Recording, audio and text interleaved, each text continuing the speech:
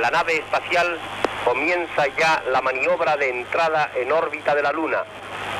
Ha empezado a girar alrededor del satélite. Está tocando la superficie de la Luna en este momento, está probando si la superficie de la Luna es compacta.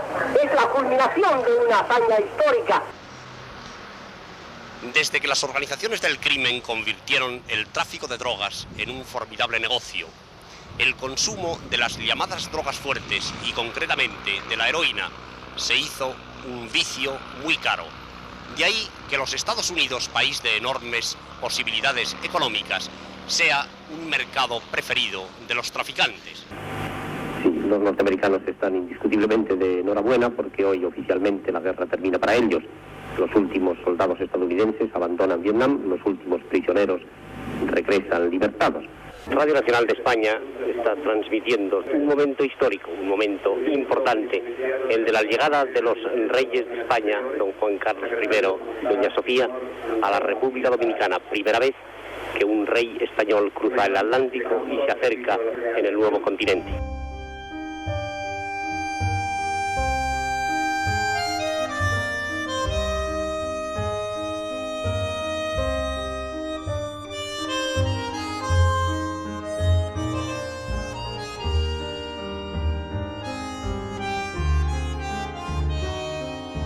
El tiempo plantó surcos de ternura alrededor de sus ojos, que proyectaban una mirada tan atenta como amable, tan comprensiva como perspicaz. Los calendarios y la barba le tejieron una leyenda auténtica de testigo de cargo de la historia, por la que él pasaba poniendo los pies en las piedras de cada día, sin hundirse en la anécdota y sin ahogarse en la trascendencia de la categoría.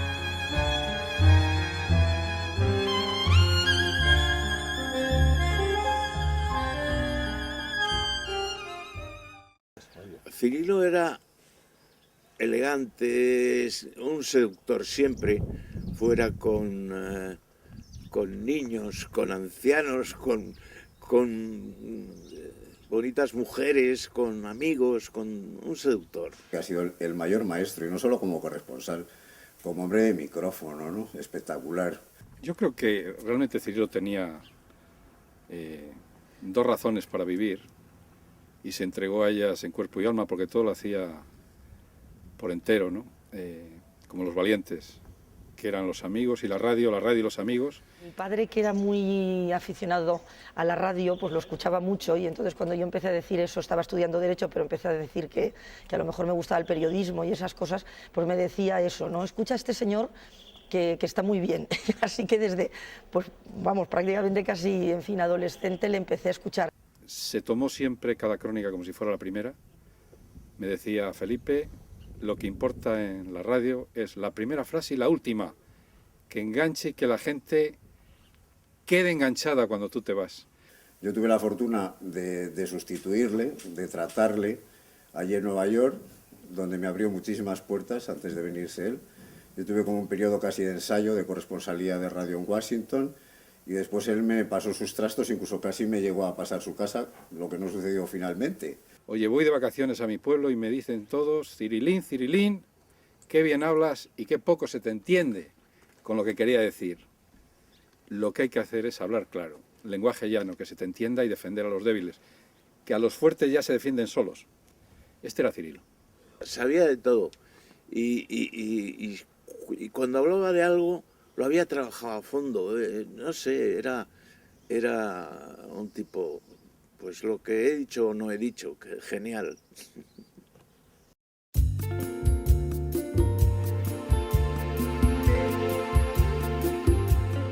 Cada año, y van 25, Segovia reúne a los profesionales más destacados del periodismo español en el extranjero. Recién llegados de cualquier parte del mundo, la ciudad del acueducto les cita en torno al nombre de un segoviano internacional, Cirilo Rodríguez, otro miembro de la tribu, como llamó Manu Leguineche a esa casta singular de corresponsales y enviados especiales de los medios, capaces de informar con veracidad y con compromiso en las crisis y conflictos bélicos más desgarradores. En esta misma mesa, y hace 24 años, y posiblemente bajo este cuadro de Rafael Baixeras, también segoviano, en el año 84 se decide el primer premio Cirilo Rodríguez. Isabel Marsans, Atilano Monterrubio y yo mismo decidimos que la figura de Cirilo Rodríguez no debe de perderse. Entonces, en esa intención, en ese interés, convocamos este premio bajo la ayuda inestimable de Pedro Altares. El primer año, que es el año 84, se le entrega el premio en Torre Caballeros a Manuel Ineche. Como el interés del premio y como realmente el éxito es tan apabullante, lo que pensamos es que esto debe darse a una institución. No puede ser que un restaurante de Torre Caballeros pequeño mantenga este premio. Entonces se lo cedemos a la Asociación de la Prensa y al Ayuntamiento de Segovia. Es un premio independiente, un premio auténtico basado en la figura de Cirilo y en el cariño, en el respeto de todos los compañeros de profesión a quien fue maestro. Eso es lo que ha hecho posible que hoy el premio Cirilo Rodríguez en Segovia sea sin duda el premio o uno de los premios más prestigiosos del periodismo internacional. El Cirilo Rodríguez es un premio que hace ilusión porque te lo dan los colegas, no te lo da una empresa ni te lo dan una serie de directivos que pactan algún tipo de autopromoción, sino que son los colegas, y eso pues, probablemente nunca me darán un premio que me haga tan feliz como este. Yo creo que es el premio para los corresponsales, no creo que haya otro de la misma categoría, no solamente por los corresponsales premiados, sino incluso por los corresponsales que han sido finalistas. Pues el Cirilo Rodríguez tiene una gran virtud y es que eleva el periodismo sencillo, ese que consiste en ir a los sitios en los que pasa algo, hablar con los protagonistas, entender el contexto y luego simplemente contarlo. Es algo muy sencillo, pero a la vez complejo. En realidad son dos premios en uno.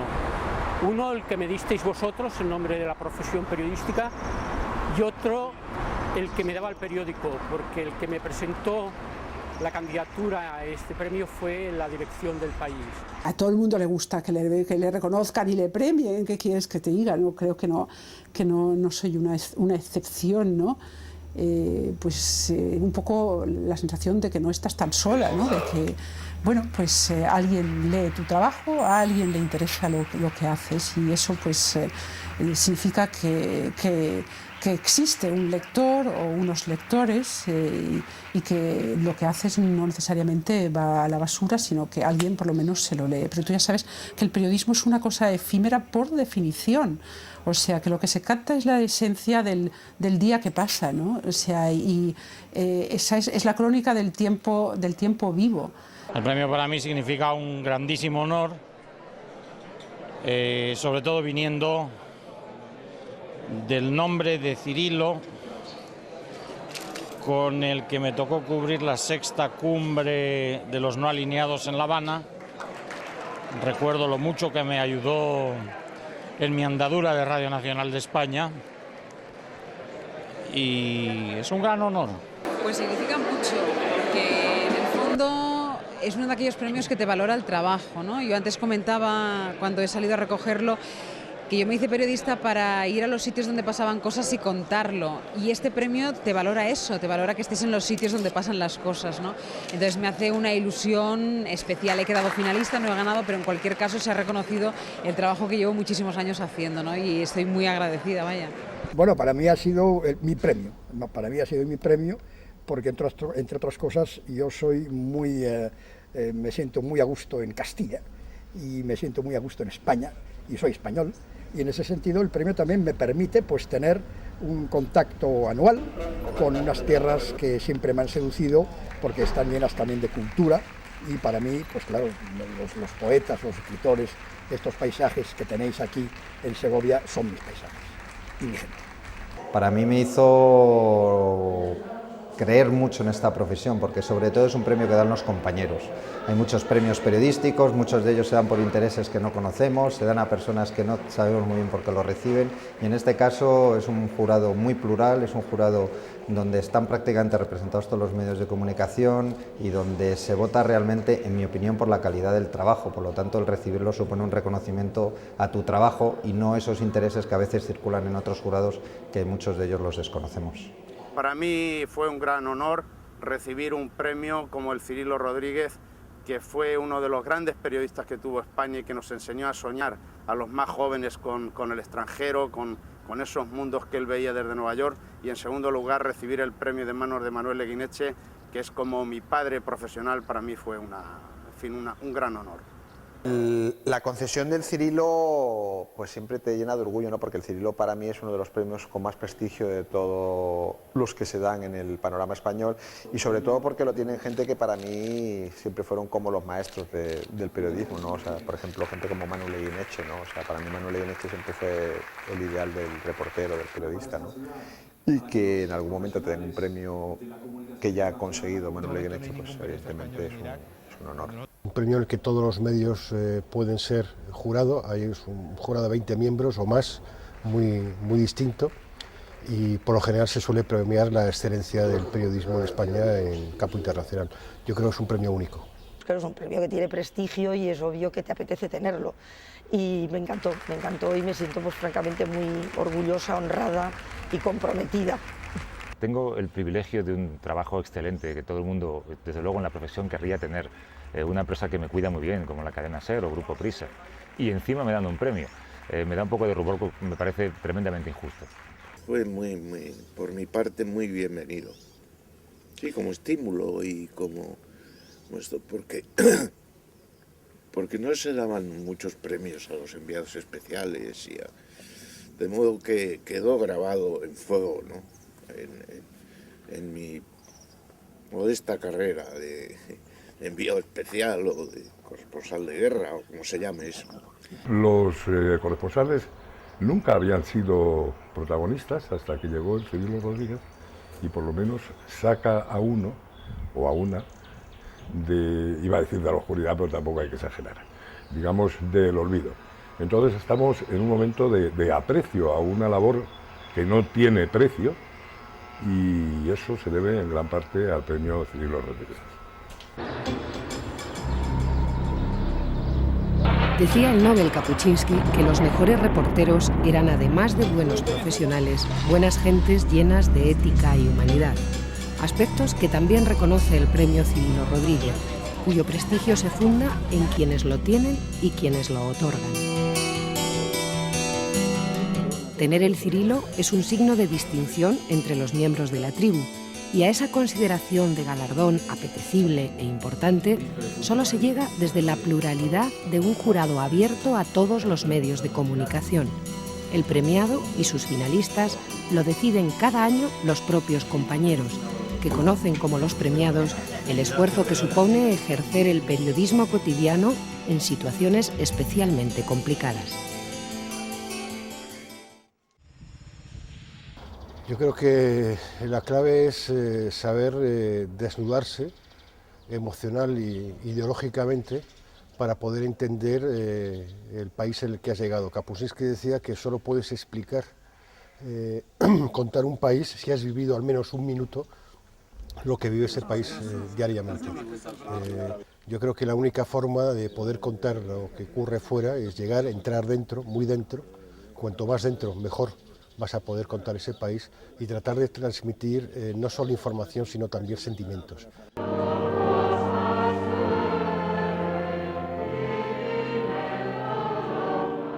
Es curioso que a mí supuestamente me dieran el premio por la cobertura de la muerte del Papa. O sea, es algo que en ningún momento habría imaginado. Yo escribiendo de papas y obispos y vaticanos, pero fue por esto, y supongo que porque llevaba ya bastantes años dando tumbos por ahí, pensaron, bueno, vamos a darle una palmadita al pringao este. Argelia para mí me dejó una huella absolutamente imborrable.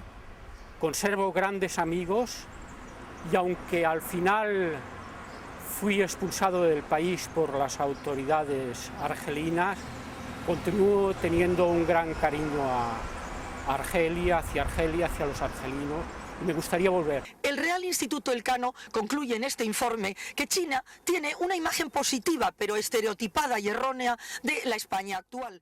Porque he hecho del periodismo mi vida, ¿no? Que es un poco lo que supongo que quiere representar este premio, y de un periodismo que significa pues el contacto con el exterior y el unir lo de fuera con lo de dentro, y el ser pues voz y oídos de los que no tienen voz ni pueden escuchar nada, y esas cosas, ¿no? Y entonces yo creo que todo esto encaja dentro del perfil de este premio, así que probablemente pues fue por eso y porque llevo muchos años.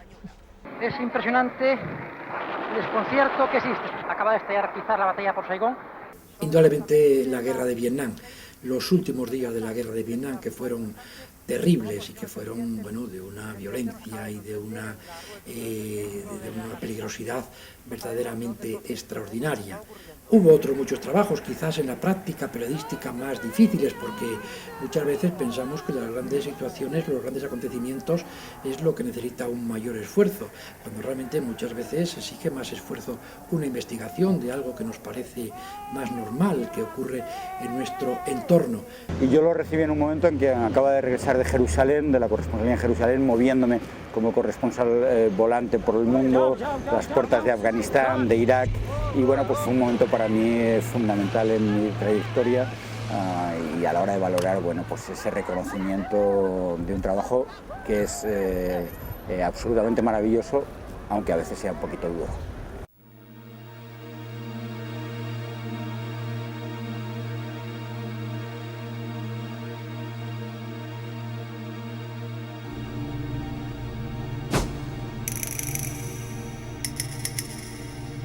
Llevo 5 años cubriendo el conflicto de Irak y lo que más me sigue impresionando, ¿no?, es la capacidad de aguante que tiene la población civil para superar las consecuencias directas de una guerra tan atroz como la guerra que se vive en Irak, ¿no? No es que lo haya vivido solamente en Irak, creo que lo he vivido en muchos conflictos armados que he cubierto a largo plazo, como la guerra de Bosnia, la guerra de Sierra Leona, la guerra de los Grandes Lagos, el conflicto de Afganistán.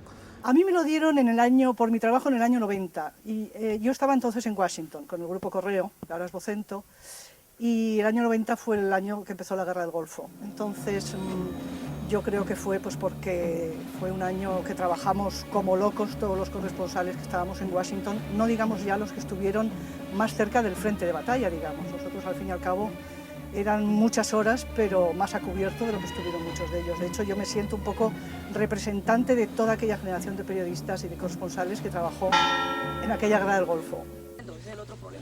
Yo vivo porque tengo que vivir. El reportaje de la niña Omaira fue por lo que me conoce, pues la gente de esta profesión me conocen por eso, aunque yo ya había trabajado bastante y he seguido trabajando. Pues fue una historia muy cruda. A esa niña me hacen la pregunta siempre por qué no se la salvó. No se la salvó porque no era un caso aislado, eran 30.000 muertos lo que hubo allí, entonces era dificilísimo. Estaba aprisionada con un muro, que lo he dicho muchas veces, y fue imposible el rescatarla y murió allí.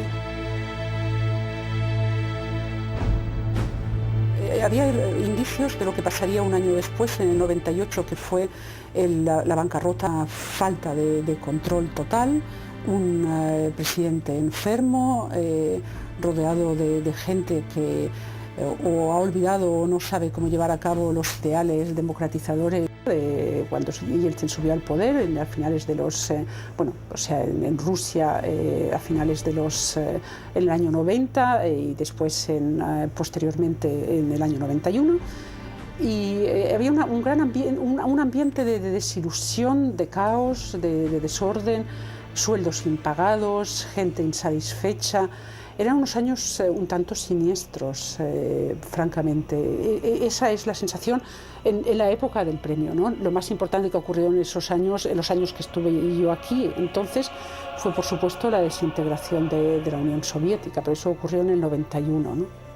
El tercer año que se entregó el premio, que es cuando yo lo recibo, pues yo recogí un poco la antorcha, traté de continuar la labor que había empezado, dirigiendo el equipo de internacional de Radio Nacional, afortunadamente nos permitieron por primera vez en la radio, al llegar Eduardo Sotillos a la dirección, montar una sección de gente dedicada exclusivamente a internacional, que hacíamos toda la información, boletines, programas especiales, etc. Y ahí nace el primer equipo realmente internacional que controlamos toda la emisora, que luego intentamos trasladar a televisión cuando nos vinimos muchos de nosotros a Televisión Española. Yo creo que para un periodista lo que sucedió en los años 80, cuando se iba preparando, pero sobre todo cuando es la hecatombe de los regímenes comunistas, que empieza a producirse, como digo, en los 80, pero que se consuma en el 89 con la caída del muro de Berlín y después con el hundimiento de la Unión Soviética, es realmente como momento histórico para un periodista el más intenso ha habido desde la Primera Guerra Mundial, desde la Revolución Rusa, es decir, desde John Reed y sus 10 días que cambiaron el mundo. Yo creo que no ha habido unos momentos políticamente tan intensos en Europa y que hayan tenido tantas profundas consecuencias como lo ha habido en los años 80 y 90. Les habla Manuel Eguineche desde Bucarest, Rumanía. El equipo de En Portada se ha desplazado, ha llegado hasta el colegio número 94 de la capital. Muchos creyeron que al principio, cuando era más joven, pues sentí la tentación de estar en cualquier sitio menos en Madrid. Porque, ¿qué os voy a contar que no sepáis? Las dificultades para informar y para contar las cosas eran singulares. De modo que yo luego con el tiempo preferí esta especie de cobertura internacional. Lo mismo ibas a un golpe de Estado en el corazón de África que a contar un escándalo en Latinoamérica, o qué sé yo cuántas cosas hemos hecho, hasta viajes del Papa y todas esas cosas, ¿no? De modo que a mí me pareció siempre más atractivo abundar en ese tipo de viaje y retorno, y si podía ser a muchos sitios distintos. Las bromas y las veras sobre los Reagan han producido algunas polémicas y sobre todo han producido mucho dinero. Dinero para los... Era época de Jimmy Carter, una época yo creo de transición en América. Yo viví esas primeras elecciones de Carter contra Reagan y ahí empieza el desarrollo del reaganismo, que dura 8 años, en una América con un tono muy feliz, muy activo, muy criticada exteriormente, pero que conduce realmente de una forma progresiva a la caída del muro. O sea, quizás sea la gran importancia de ese periodo, ¿no? Entonces fueron unos periodos primero de buenismo en la época de Jimmy Carter, de una América muy ideológicamente muy conservadora en la época de Reagan, que desemboca finalmente como herencia en la llegada de Bush padre al poder. En un determinado momento de la mañana, no sé qué ocurrió, pero empezaron los tiros y fue cuando ocurrió la verdadera masacre en Tiananmen. A lo largo de estos 40 años de profesión hay muchísimos momentos que te marcan, pues porque cada uno tiene su historia y sus personajes, ¿no? Entonces guardo gratos recuerdos de infinidad de sitios. Quizás uno de los sitios más duros y más difíciles por los que me ha tocado pasar y trabajar fue en la ex Yugoslavia. Toda la historia de los Balcanes fue un tema, para mí por lo menos, bastante duro, en la que se vio todo tipo de desgracias y todo tipo de barbaridades. Y eso creo que es una cosa que me ha quedado marcado para siempre.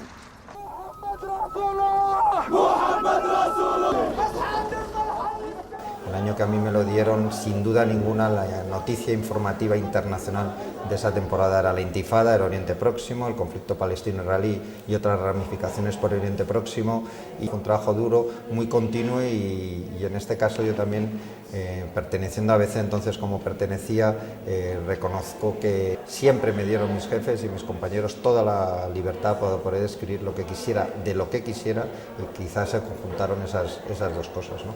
El premio coincidió con mi cobertura profesional en la Guerra del Golfo. Fue mi primera cobertura periodística en el país. Yo venía de la agencia EFE, fue una cobertura francamente interesante, ¿no? Lo que ocurre es que fue una cobertura en la que los corresponsales no teníamos los medios que tenemos ahora. Concretamente la transmisión era francamente difícil. ocasiones había que retroceder casi 100 kilómetros para transmitir una crónica, ¿no? Una cobertura importante, había una gran censura periodística por parte de las tropas norteamericanas, los periodistas teníamos un margen de acción muy limitado. Un grupito nos fuimos porque para salir un poco de la censura a la que estábamos sometidos con las instrucciones de los militares norteamericanos, y nos adentramos solos por allí, por la zona del desierto, por Kurdistán, y aquello fue un poco lo que creo que nos permitió trabajar con mucha más comodidad y mucho más interés.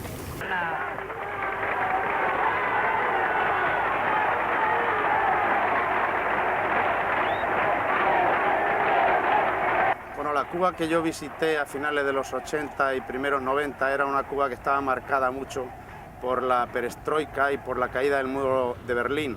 Eran unos años de esperanza y también de desesperanza en cierto sentido, porque parecía que al caerse los países del bloque soviético, Cuba caería también y sería una fruta madura que por fin estaría en manos de los Estados Unidos. Eso no ha sido así.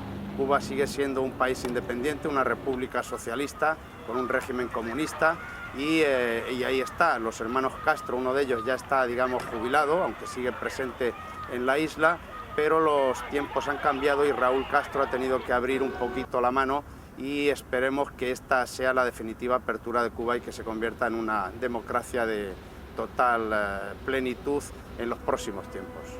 Sí, acabo de hacer una valoración. En aquellos años que se abría España al mundo, viajaba con el presidente de turno de gobierno, con los reyes, y entonces había un gran interés por todo lo que era la política exterior y por lo que en el exterior se pensaba de España, porque estábamos saliendo del complejo de inferioridad del franquismo. Centenares de periodistas de todo el mundo somos testigos de la tragedia de 1,5 millones de personas empujadas por las matanzas tribales y por la guerra hasta los campos de refugiados de Goma.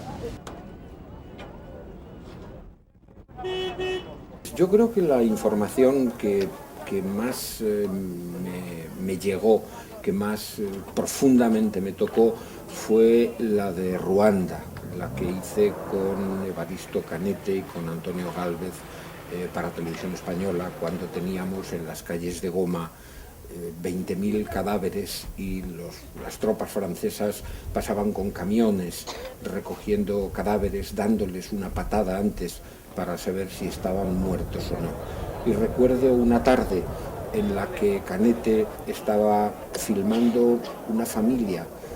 Habían muerto el padre, la madre y varios niños. Quedaba uno sentado en el vientre de la madre. Al ver la cámara sonrió y Canete dejó su cámara en el suelo y me dijo: no puedo seguir porque no veo. Canete estaba llorando, nos abrazamos los dos y nos echamos a llorar los dos. Creo que aquella experiencia ha sido la que más profundamente me ha llegado. La Asociación de la Prensa de Segovia no se detiene en estos 25 años de reconocimiento. El premio Cirilo Rodríguez, que cuenta con la presidencia de honor de la princesa doña Leticia, avanza con la mirada puesta en el futuro. Segovia mira al mundo todos los años a través de los ojos de los periodistas destacados en los puntos de mayor actualidad e interés informativo, acogiendo, como hoy, a la gran familia del periodismo internacional.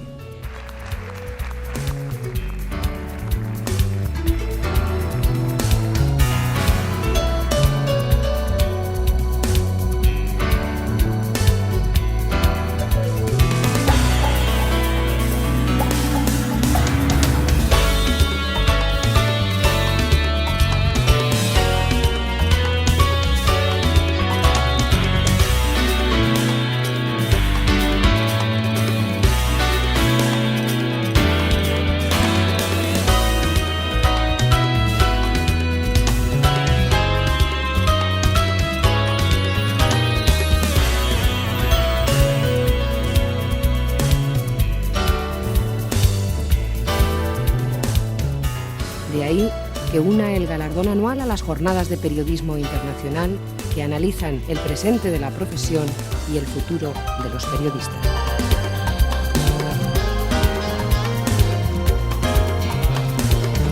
Quiero verle pues un futuro diría que prometedor porque yo soy muy optimista y entonces siempre pienso que el ser humano es capaz de seguir adelante y de reinventarse y de proteger esas cosas que son valiosas. Aquí en el Hotel Palestina, que se encuentra a mis espaldas, se llevaba a cabo un ataque por parte de un tanque norteamericano, según testigos oculares, y son centenares. Pues yo creo que, y además recordando a Cirilo Rodríguez y trayendo la colación, creo que contra la censura se vivía mucho mejor. Contra la censura uno agudiza el ingenio. Creo que ahora se practica más la autocensura, que es bastante depresiva y puede ser autodestructiva para la profesión periodística a la larga. No soy pesimista respecto a la profesión, en absoluto además. Creo que hay como en todo, como en la cocina, pues cocineros estupendos y cocineros de comida rápida, hay de todo, pero sigue habiendo profesionales excelentes. Así que yo creo que el Cirilo Rodríguez va a tener dudas para premiar en las próximas generaciones, seguro además. Está indudablemente en crisis e incluso más en crisis que en otros países. Esto ocurre en todas partes, que cada día prestamos más atención a lo próximo y se presta menos atención a todo lo que está ocurriendo fuera de nuestras fronteras, salvo en los casos que lo que ocurra sean hechos muy excepcionales, muy violentos, hechos que tengan alguna carga especial de interés. Yo creo que lo que marca la diferencia entre los medios es precisamente ese tipo de información, la información internacional, con gente propia, con gente que viaja, con gente que está sobre el terreno haciendo la información, como hacíamos en Radio Nacional, como se hacen en algunos otros medios, frente a los medios que apuestan por lo barato, que es hacerlo todo desde el mismo lugar, recurriendo solo a imágenes, sonido e información enlatada, pero que no tienen a sus propias personas. Este desembarco anfibio en las costas de Banda H es una operación excepcional dentro del ejército español. La profesión supongo que siempre ha estado en el punto de vértigo, en el que nunca se sabe muy bien hacia dónde va. Pero yo creo que ahora mismo también se encuentra en una situación complicada, porque empieza a primar ese periodismo de pantallas en el que todo se ve en Internet, todo se ve en las agencias de televisión, en las grandes cadenas de televisión como CNN y BBC, y cada vez está más relegado ese periodismo sencillo, el periodismo de Heródoto, el de ir a los sitios y contarlo. Hace 10 años yo me despertaba por la mañana, leía el New York Times, hablaba con gente y comunicaba a la redacción lo que podía ser noticia ese día. Y ellos, en función de lo que yo les contaba, me encargaban una cosa a otra. Ahora ha cambiado, ahora yo cuando me levanto por la mañana mis compañeros ya han leído el New York Times y me dicen lo que va a ser noticia. Con lo cual la única manera de triunfar, si se puede decir de esa manera, es contar las cosas de una manera distinta, desde un punto de vista especial o con determinadas aportaciones que puedan distinguirte del compañero que tienes al lado, porque al final los ingredientes siempre son los mismos. Las nuevas tecnologías han tenido un efecto fundamental en el trabajo del corresponsal, ¿no? En cuanto a que concretamente la consulta al archivo ya es inmediata a través de los buscadores, ¿no? ¿Qué ocurre? Que un corresponsal puede tener la tentación de sucumbir a los buscadores y evitarse asistir a determinados acontecimientos o a determinadas coberturas porque lo tiene todo en la web. Incluso a veces es difícil distinguir entre una cobertura que se ha hecho en sitio y otra que se ha hecho a través de la web, ¿no? En ese sentido es mucho más cómodo, pero también el corresponsal quizás se hace más comodón. Puede ocurrir que en un momento determinado pues no salga al despacho cuando tiene que asistir cuando antes prácticamente todo se hacía sobre el lugar. Yo creo que el periodismo es un oficio complejo, ¿no? Donde convergen muchas cosas y hay muchos tipos de periodismo y también muchas motivaciones. En ese sentido también es como el arte, ¿no? O sea, es decir, que busca alguien cuando pinta. Pues cada uno busca una cosa distinta, lo que cuenta es el resultado, el texto. En el periodismo también el texto, la imagen, el producto, digamos, ¿no? Entonces, yo no creo que las motivaciones de las nuevas generaciones sean diferentes a nuestras motivaciones o a las anteriores, ¿no? Yo creo que lo que hay son técnicas cambiantes, ¿no? Simplificando mucho, yo diría que el corresponsal tiene que intentar ser feliz donde está, es decir, amar el país en el que es corresponsal. Y si disfruta y es feliz y ama a esa gente, creo que aporta ese plus que a veces puede aportar un corresponsal. Yo creo que el principal problema suele ser el desconocimiento que tenemos de muchas áreas. Y después las partes en conflicto que cada vez se dirigen más hacia un terreno en el que ni uno ni otro bando quieren tener testigos independientes. Lo hemos visto en Irak. El Pentágono, los marines prefieren ser ellos los que empaquetan la información y la transmiten y la insurgencia, que era la parte débil y que siempre la parte débil le ha gustado tener periodistas, ya la parte débil también tiene capacidad de tener sus propias imágenes y lanzar sus propios mensajes en periodistas. Los periodistas nos hemos convertido un poco en espías para los blancos y eso sin duda afecta a la información. Era un loro que estaba pues entre el jardín, la piscina y el bar, al fondo del vestíbulo, y era un loro que había regalado otro periodista británico que estuvo aquí y que luego se fue a Chipre.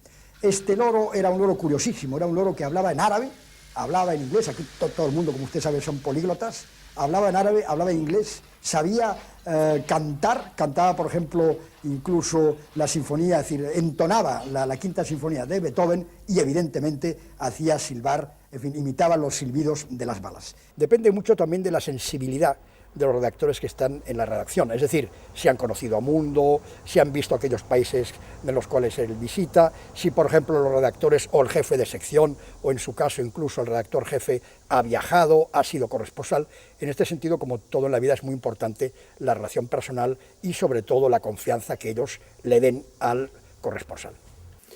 Pues yo creo que la información está peor de lo que ha estado nunca. Es decir, tenemos más información que nunca, tenemos un verdadero río de información, hecha además con una inmediatez absoluta y absolutamente descontextualizada, sin continuidad ninguna, pasamos de unos temas a otros, los olvidamos, etcétera. Es decir, estamos abrumados por una información que es peor de lo que ha sido jamás.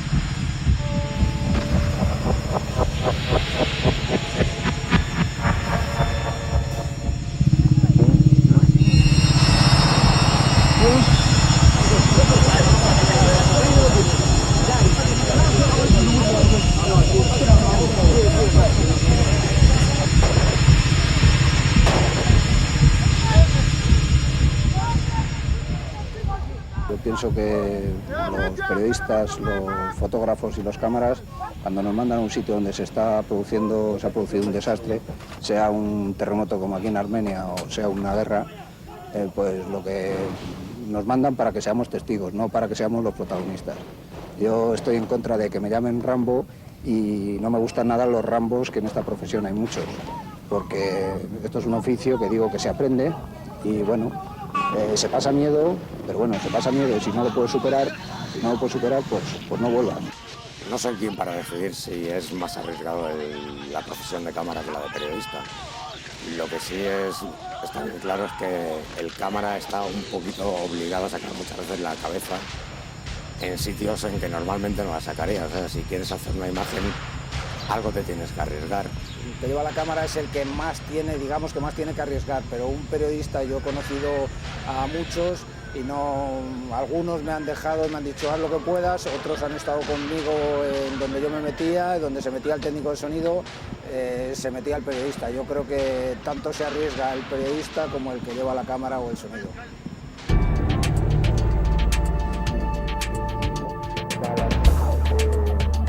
Los corresponsales han hecho del periodismo un modelo de vida. Son espíritus inquietos que lo mismo viajan para informar sobre reyes que sobre papas, presidentes de gobierno, dictadores, revoluciones o guerrillas. Durante 25 años, el premio Cirilo Rodríguez ha recordado los conflictos más destacados del último cuarto del siglo XX. 25 años de revolución política internacional y también de revolución tecnológica en el ámbito periodístico. De los medios rudimentarios y las crónicas enviadas con astucia al periodismo computerizado, digital y altamente tecnológico. Aunque pese a los avances en el soporte periodístico, lo que permanece inalterable es el espíritu curioso del corresponsal, que viaja, observa, se inmiscuye en la vida del país y lo cuenta para España con su sello particular.